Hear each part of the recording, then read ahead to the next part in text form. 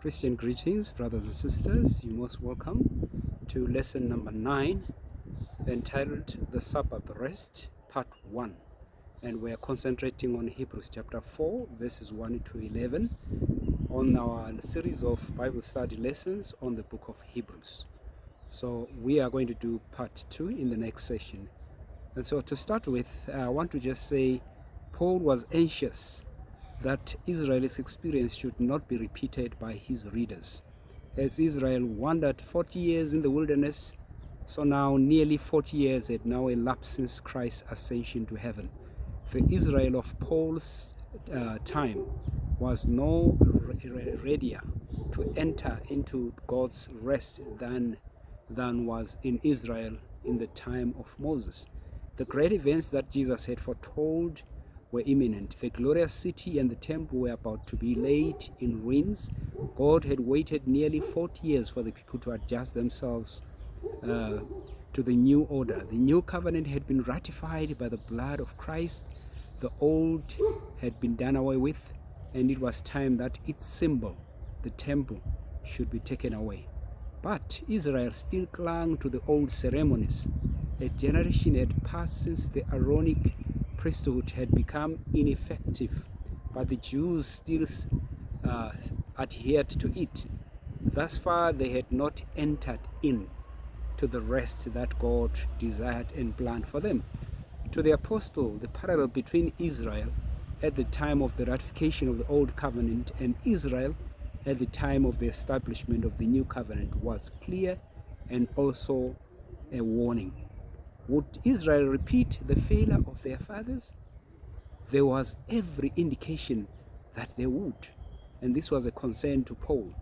But God would not let them do this without one last appeal to save them from making this fatal mistake. Paul therefore recounts to them Israel's experience and tells them to be aware lest they also should seem to come short. I guess this is a warning even to us in our generation. Israel's failure properly to regard the Sabbath was one chief cause for their rejection by God, as is evident from the reading of the 20th chapter of the book of Ezekiel. This was not because of their failure to observe the day itself, but rather because of their failure to understand what the Sabbath symbolized. Conversion, complete dedication to God, sanctification, rest, fellowship, and holiness. I would almost say that there are some at times who observe just the symbol, because Sabbath is only a symbol. If what is a symbol without us observing what it stands for? Hebrews chapter 4. So we start reading now. Verses 1 to 5 to start with. Let us therefore fear, lest a promise being left us of entering into his rest, any of you should seem to come short of it. For unto us was the gospel preached, as well as unto them. But the word preached did not profit them, not being mixed with faith in them that heard it.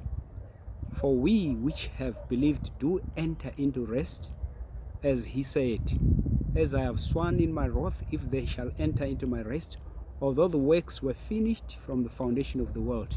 For he spoke in a certain place of the seventh day on this wise, and God did rest the seventh day from all his works. And in this place again, if they shall enter into my rest. That's verse 5. So the apostle discusses God's rest that Israel failed to enter and connects it with the seventh day Sabbath. I don't know if you see that transition. The New Testament reference to the Sabbath of creation and its intimate relation to holy living makes this section a noteworthy contribution to Christian doctrine and sanctification. It is not the question of a day merely, but a life of dedication and holiness. This life Israel of old rejected, and with it also its sign of sanctification. The Sabbath, there is danger that men may do the same thing today. So let's analyze a few excerpts. From verse 1, the phrase promise being left. The present tense here marks a present and continuous living behind, and also a present and continuous invitation and admonition to enter. The promise had continually been held out, but each generation had rejected the promise and thus closed its own probation. Paul's generation was about to do the same, but while there was still time, God would make one more attempt to reach out to them. The door was still open and the promise was still left, but there was no time to lose. They were in danger of coming short of it, as had Israel of old. This God would prevent, if he could, his rest. Not rest in general, not even the rest, but his, that is God's rest. Of this we shall hear more. Let's look at verse 2, the phrase, the gospel, that is the glad tidings. This was preached to us, so as he says, and it has been preached to them. The reading of this verse is very interesting. I noted that. It is not unto them was the gospel preached, as well as unto us, but the reverse, unto us was the gospel preached, as well as unto them. Though through types and ceremonies, in sacrifices and rituals, the fathers received a knowledge of the gospel. Did not profit them is another phrase. They received little profit from the preaching because the word was not mixed with faith. That is the gist there. This becomes more emphatic when we learn that the reading is not the word preached, but the word heard, or the word of hearing. The word of hearing did not profit them, not being mixed with faith. This statement, friends, throws a solemn responsibility on preachers, but equally so the hearers. Success in preaching does not depend upon the speaker only. It may indeed not depend upon him at all. Even Christ was limited by the respectiveness of the hearers. He did not many mighty works there because of their unbeliefs. Matthew chapter 13 verse 58. It is possible for the hearers completely to nullify the preaching. It is well to have this in mind. And there are times when the pulpit is less to blame than the pew. We are wont to throw the blame on the preacher for the inadequate results that preaching brings. This may be the place where the blame belongs, for there are too many mediocre preachers, men with no vital message to communicate to others, men who themselves have not been touched by the heavenly flame, from who preach tame, dull, lifeless discourses that weary both God and men, unfortunately. Doubtless, there are many men today who should be preaching instead of following the plow. But there are a large number of preachers who would do more good for humanity if they would engage in some other line of work than preaching. Although this is true, it is equally true that the responsibility for unsatisfactory results does not always rest upon the minister, and it is this phase of the question with which our text is dealing today. It puts the blame squarely on the hearers. They did not mix faith with hearing. They heard the words perhaps, but their faith was lacking. This is addressed to you as well as the listener for today. For example, Noah persuaded only 7 people to go with him into the ark. That was a small result indeed for such a time. If you remember, he preached for 120 years and only managed to convince 7 people, and he was the 8th to be saved. Yet few would blame Noah, though he would not long remain on the payroll where he preaching today. We conceive that this admonition of Paul's in regard to preaching and hearing would do much good if heeded today.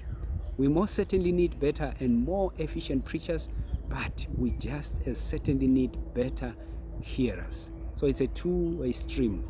It would be well for each to apply this to himself personally.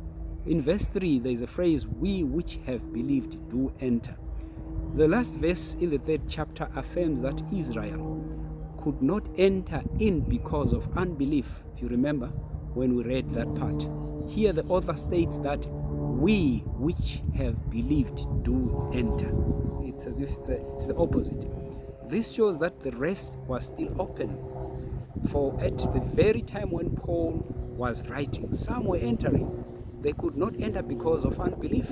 We which believe, we do enter.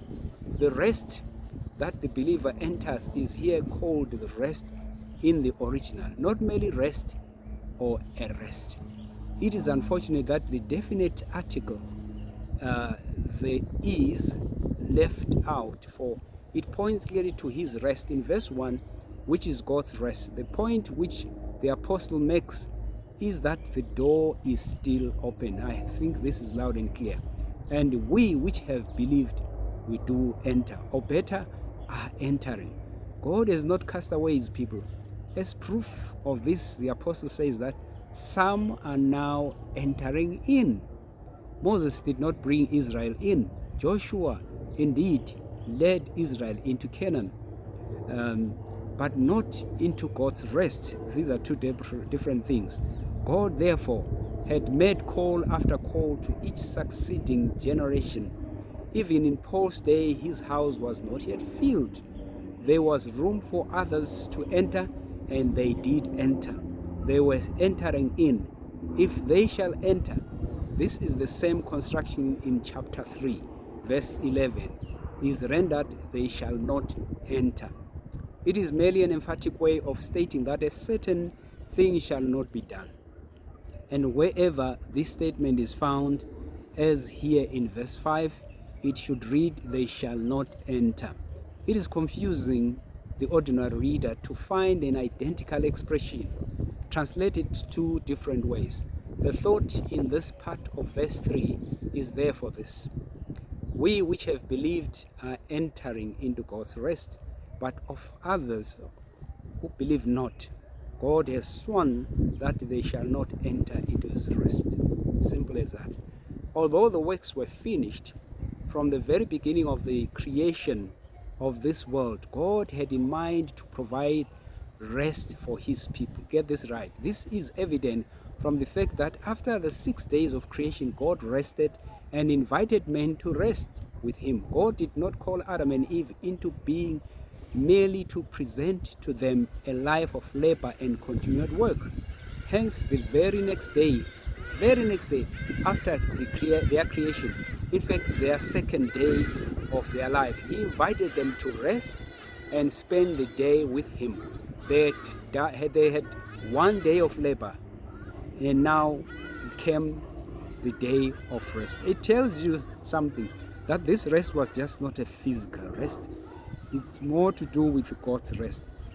And that is our quest that we want to understand in this chapter, as to what is this God's rest that God is calling all of us. That he says Israel did not enter into his rest, and others have not entered into his rest, but there are some who are entering, and you and me still have a chance today to enter into that rest. In these 2 days, Adam and Eve, they had a complete taste of life as God intended it for them. They could now choose intelligently and evaluate God's wonderful gift of life.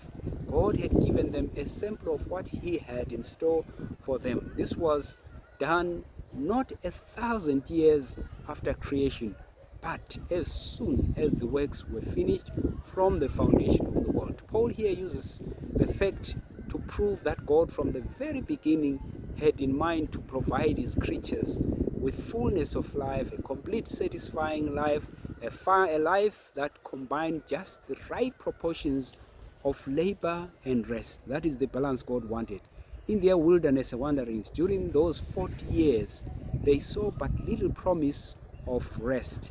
Year after year went by, and still they were on the march. In Egypt, they had homes, settled abodes where they could rear their children and live in comparative peace. Even though they had to work hard, they had their flesh pots and were not dependent upon manna from heaven for their sustenance. Altogether, as they compared their present position with that in Egypt, they were clear that Egypt held many advantages over the wilderness. If this were all God had to offer them, they had better go back to Egypt again. God had promised them rest, but there was no rest in sight. Why did not God lead them into the promised land? For the reason that they were not spiritually prepared. Take note of that. The moment they were ready, God would take them in, but not before then. Their entrance was dependent upon their spiritual condition. So is ours. This was the crux of the situation. God would give them rest from their wanderings, rest from their enemies, as soon as they had rest in their souls. That is the number one priority, to have rest in God, rest in our souls. The assurance had been given them. In Exodus 33 verse 14, my presence shall go with thee, and I will give thee rest. The presence of God. This was the rest that Jesus meant when he said in Matthew 11, 28 and 29, come unto me, all you that labor and are heavy laden, and I will give you rest. Take my yoke upon you and learn of me, for I am meek and lowly in heart, and you shall find rest for your souls. This was the call that came to Israel at the time of captivity. Stand you in the ways and see and ask for the old paths. Where is the good way? Walk therein, and you shall find rest for your souls. But they said, we will not walk therein. Jeremiah 6 verse 16. Rest for your souls.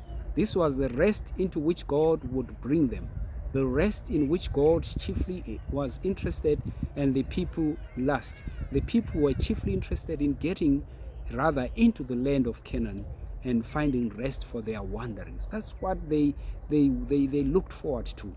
But God looked beyond that. But the condition for this rest was rest in God, and rest for their souls. Continually came the thought to the mind of the children of Israel in the wilderness. Will God ever bring us into the promised land? We have been in the wilderness 10, 20, 30 years, and we're as far from Canaan as ever. Are we all going to die here? Will we never get in? Will we never gain our rest, which was promised? Paul is answering these questions in the verse before us. Yes, God will bring you in. He will give you rest. This indeed has been God's purpose from the time works were finished from the foundation of the world. After his work was finished, God rested. The rest was as definitely a part of his program as the work. Yield yourselves to the fashioning hand of God, and he will give you rest for your souls, and rest from your wanderings. This is God's plan. This argument Paul is now applying to his own generation. The Jews had been God's chosen people, but despite this, it seemed to them that they had suffered more than any other nation. True, they were in the land, but they certainly had not had rest from their enemies. And now a crisis was approaching. They doubtlessly did not know what we now know, because we live thereafter. That this was their last opportunity. We know they did not know. The last call was about to sound. Would they heed the call of Jesus and come to him, that they might find rest for their souls? But was it not too late now? No, says Paul. Some are entering. We which have believed do enter. That meant that others might also. In verse 4 and 5, he talks of the seventh day. The rest of the soul, in which God is vitally interested, is closely connected with the Sabbath. The rest in the God means oneness with God. It means a complete dedication of the whole being to him. Every obstacle to perfect communion removed. The rest of the soul means entire sanctification, a yielding of all to the Master, a sinking into God. And one of the experience the Sabbath it's a sign. It says in Ezekiel 20 verse 12, I gave them my Sabbaths, says God, to be a sign between me and them, and that they might know that I am the Lord that sanctify them. He says further in verse 20, they shall be a sign between me and you, that you may know that I am the Lord your God. So the Sabbath is a sign, but the actual rest comes from God, not from the day itself. In these verses, God combines sanctification and Sabbath, saying that the latter is a sign of the first, meaning The Sabbath is a sign of sanctification. It is only a sign. So what is the real deal here? It is sanctification. These are companion statements to those in the 56th chapter of Isaiah. Let's look at Isaiah 56 verse 2, where he says, "Blessed is the man that does this, and the son of man that lays hold on it, that keeps the Sabbath from polluting it, and keeps his hand from doing any evil." Right? And he also says, "The eunuchs that keep my Sabbaths, and choose the things that please me, and take hold of my covenant." God says, "Even unto them will I give in mine house and within my walls a place and a name better than of sons and daughters. I will give them an everlasting name that shall not be cut off." That's verse 4 and 5. And lest any think that this has reference to the Jews only, God adds further information as found in verse 6 and 7. He says, "The sons of the stranger that join themselves to the Lord to serve him and to love the name of the Lord, to be his servants, every one that keeps the Sabbath from polluting it and takes hold of my covenant, even them will I bring to my holy mountain and make them joyful in my house of prayer. Their burnt offerings and their sacrifices shall be accepted upon mine altar. For mine house shall be called a house of prayer for all people." What a wonderful promise. And this is the rest God is talking about. These statements, friends, all make it clear that the Sabbath is closely connected with true Christianity. If you didn't know this, now you know. Read the book of Hebrews chapter 4 and you'll get this information. With the rest of in God, with sanctification, so closely that God calls it, that is the Sabbath. He calls it a sign of sanctification. As God rested the first Sabbath with his own in the Garden of Eden, that's Adam and Eve, perfection met the eye everywhere. There was nothing to hurt or destroy in all of God's holy mountain. And as God did rest the seventh day from all his works, he saw a finished creation, the whole world united in his praise, and everywhere were harmony and love. The Sabbath was the perfect setting for this occasion, and the pearl of all days, the day for which the other days had been a preparation. So when you look at it, the Sabbath is a crowning act of God's happiness, of God's joy, of God's creation, and God's completeness. And so on the seventh day, God ended his work which he had done, and God blessed the seventh day and sanctified it, because that in it he had rested from all his work which God had created. Genesis 2 verse 2 and 3. Also God blessed the seventh day and sanctified it, and did rest the seventh day from all his work. Hebrews 4:4. This day which he in the beginning sanctified, and upon which he rested, became the sign of sanctification, a sign of holiness, a sign of rest in God. Hebrews calls it his rest, my rest, that rest. That's what you come across repeatedly. With this background, it can easily be understood why God should call attention to the seventh day when he speaks of entering into his rest.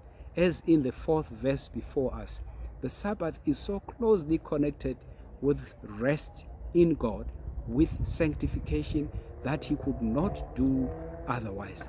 In this place again, I quote, the author here, Paul, is here repeating what he said before, that the disobedient shall not enter. It is an affirmation of the statement in Hebrews 3:18, to whom saw he that they should not enter his rest, but to them that believed not. Now let's look at Hebrews 4:6-11. It reads, "Seeing therefore it remains that some must enter therein, and they to whom it was first preached entered not in because of unbelief." Again, he limited a certain day, saying in David, "Today, after so long a time, as it is said, today, if you will hear his voice, harden not your hearts. For if Jesus had given them rest, then would he not afterward have spoken of another day? There remains therefore a rest to the people of God. For he that is entered into his rest, he also has ceased from his own works, as God did from his. Let us labor therefore to enter into that rest, lest any man fall after the same example of unbelief. Unquote. We do not know the number upon which God has decided as necessary that his house may be filled. God's command is to go out into the highways and hedges and compel them to come in, that my house may be filled. Luke 14:23. His house was not filled in the time of Israel, that we know. For they to whom it was first preached entered not because of unbelief. Verse 6. It was not filled in the time of David again, for then in verse 8 he says, would he not afterward have spoken of another day in which they might enter? It was not filled again in the apostles' days, or elsewhere, else there could he not have made an invitation to enter into the rest, as in verse 11. It is true now as it was then, that there remains therefore a rest to the people of God. Verse 9. There is still room for all, but the door will not remain open forever. That is a fact. In the parable of the 10 virgins, the faithful words are recorded, and the door was shut. Matthew 25, verse 10. And now in verse 6, there is a phrase, some must enter therein. This has reference to the rest of God, the true rest of the soul, as noted before. Though Israel entered Canaan, few of them entered into God's rest. But some must enter. God will have his house filled. Men's unbelief may compel God to change his method of working, but in the end, God's eternal plan will be carried out. In verse 7, there's a phrase, he limited a certain day, or rather appoints a certain day. The day is today, if you will hear his voice. In the original, certain day and today are in opposition. Today defining what is meant by a certain day. In verse 8, he talks about if Jesus had given them rest. It is unfortunate, friends, that the word Jesus is used here when it should be Joshua, as is noted in the commentaries. Of this, one commentary says, our translators, in retaining the name Jesus, the Greek form of Joshua, here have introduced into the mind of an ordinary English reader utter confusion. It was done in violation of their instructions, which prescribe that all proper names should be rendered as they were commonly used. The apostle here makes the objection that would arise in the minds of some, that though Moses did not lead the people into the promised land, Joshua did. And that therefore God's purpose was fulfilled when Joshua led Israel into Canaan. But this is the very thing that the apostle affirms is not what God had in mind. As stated before, it was not enough for Israel to enter the land. God wanted them to enter rather his rest. At the time the psalm from which the quotation is taken was written, Israel was already in Canaan and had been there many years. But though they were in the land, they had not entered God's rest. Hence, God made another call in David, another day. If Joshua had given them rest, God's intent would have been fulfilled. But Joshua did not give them the rest. He merely led them into Canaan. That Joshua did not give them rest is indicated in the if. If Joshua had given them rest, this statement is conclusive of proof that God, by the word rest, means more than just entering Canaan, for there was no if in regard to entering Canaan. They were there already, and in David's time, when the psalm was written, they had been there hundreds of years. But Joshua had not given them rest. God therefore invites them to enter in today. Verse 9. There remains therefore a rest to the people of God. The Greek word for rest here in this verse is different from the word for rest in the other places. Here it is sabbatismos, a word that derives from the word Sabbath and may be translated keeping of Sabbath or Sabbath keeping. The text therefore reads, there remains therefore a keeping of Sabbath to the people of God. There remains neither Moses nor Joshua nor David had succeeded in bringing Israel into the rest of God. There remains therefore a keeping of Sabbath, or there remains therefore still a Sabbath rest for the people of God. The promise is still open. Its fulfillment not yet exhausted. There is still reserved for the people of God, still to be expected by them as a church of believers, the keeping of a Sabbath, the enjoyment of a Sabbath rest. So it is and must be for the Sabbath of God. The Creator is destined to become the Sabbath of all creation.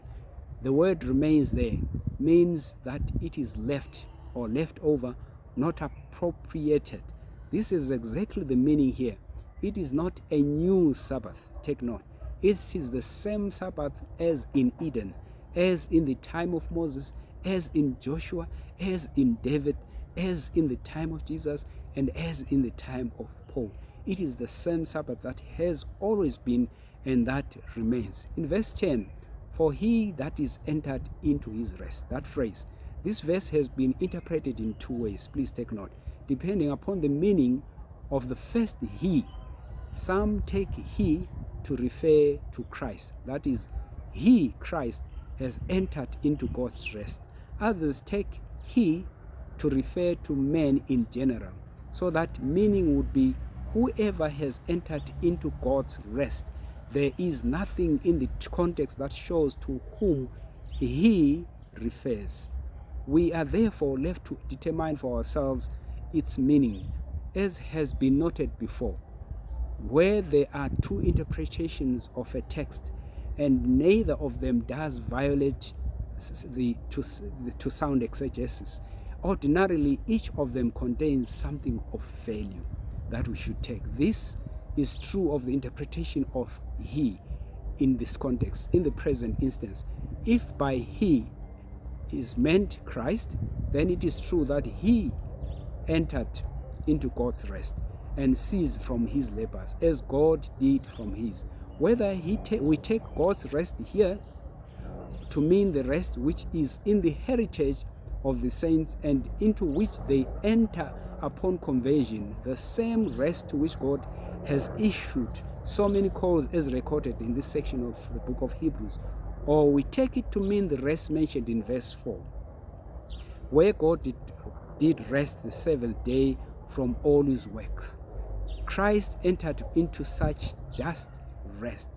Matthew 11, 28, 29, Luke 4, 16. If, on the other hand, we take he to mean men in general, the interpretation would be whoever enters into God's rest, whoever is genuinely converted, has also ceased from his own works as did God from his. The word ceased is the same word that is translated rest or rested. In other instances where it occurs in this section, as in verse 4, God did rest, and this is the same word that is translated rest in the verse before us that we are reading. So that the reading therefore would be, he that is entered into God's rest, he also has rested from his own works, as God did from his. If we ask how God rested from his works, we find the answer in verse 4. God did rest the seventh day from all his works. As we incorporate this answer into our interpretation of this text, we get this result. He that is entered into God's rest, he that is truly converted, rests on the seventh day as God did. The Sabbath is God's sign of sanctification. Please do not forget that. It's not me, it's the Bible that says so. Ezekiel 20 verse 12, read it for yourself.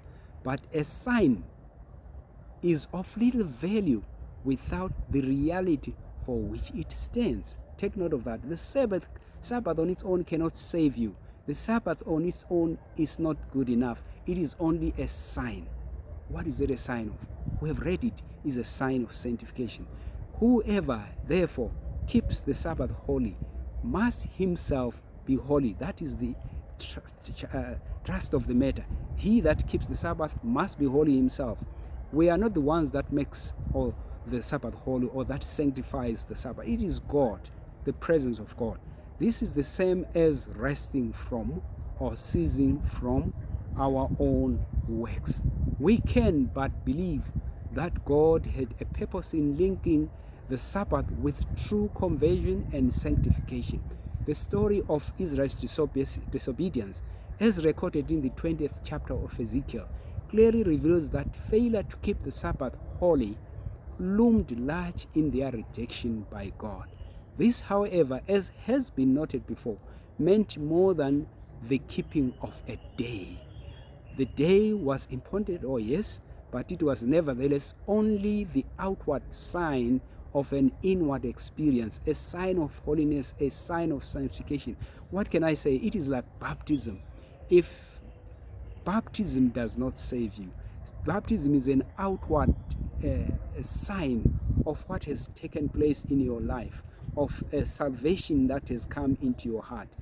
Their failure to recognize and observe the Sabbath revealed an inward state of rebellion, a disinclination to obey God, which necessitated a purge of the rebels. You can read that in Ezekiel 20, verse 38.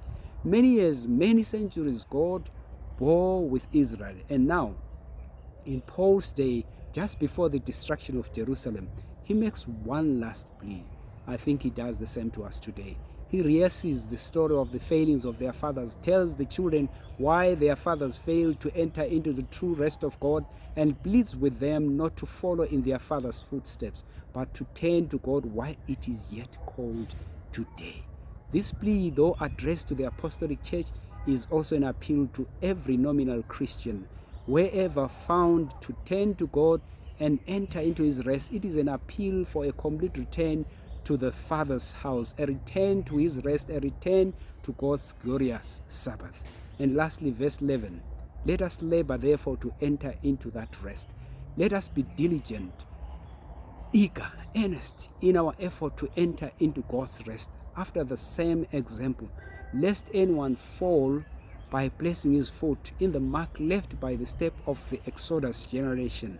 This enforces the lesson previously impressed, that we are to beware lest we follow the footsteps of those who grieved God by their disobedience. I urge you, I call upon you, dear friends, that join me as we enter into God's rest. Let's participate, let's partake of coming unto Christ, who has made an invitation. Come unto me, all you that labor and are heavy laden, and I'll give you rest.